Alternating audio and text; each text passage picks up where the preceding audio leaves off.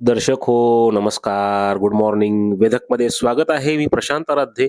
Ujani update 10 जानेवारी 2026 सकाळची स्थिती. यंदाचं पहिलं आवर्तन हे आता सुरू होतंय आणि सुरुवातीला उजनी धरणामधून भीमा-सीना जोड कालव्यामध्ये पाणी सोडण्याची प्रक्रिया आज सकाळपासून सुरू करण्यात आलेली आहे.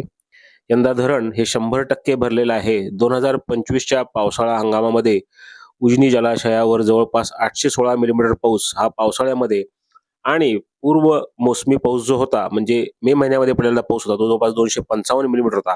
त्यामुळे उजनी धरण हे जानेवारी महिना सुरू झाला तरी सुद्धा अद्यापही 100% भरलेलं आहे.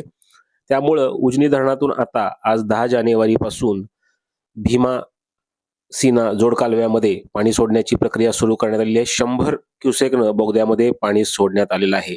याचबरोबर करमाळा भागात असणारी दहिगाव योजना जी आहे त्याकरताही 40 क्युसेकनं पाणी सोडण्याची प्रक्रिया सुरू करण्यात आली आहे.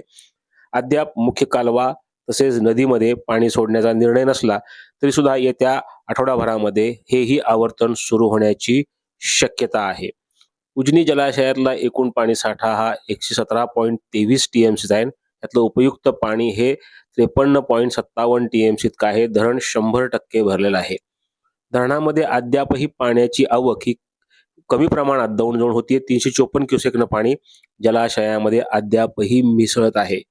धरणावर पावसाळा हंगामात एकूण 816 मिलीमीटर पाऊस हा नोंदला गेला होता. सध्या उन्हाची तीव्रता दुपारी थोडी वाढते त्याच्यामुळं 5.03 मिलीमीटर म्हणजेच 1 दशलक्ष घनमीटर इतक्या पाण्याचं बाष्पीभवन हे मागील 24 तासामध्ये नोंदलं गेलेलं आहे.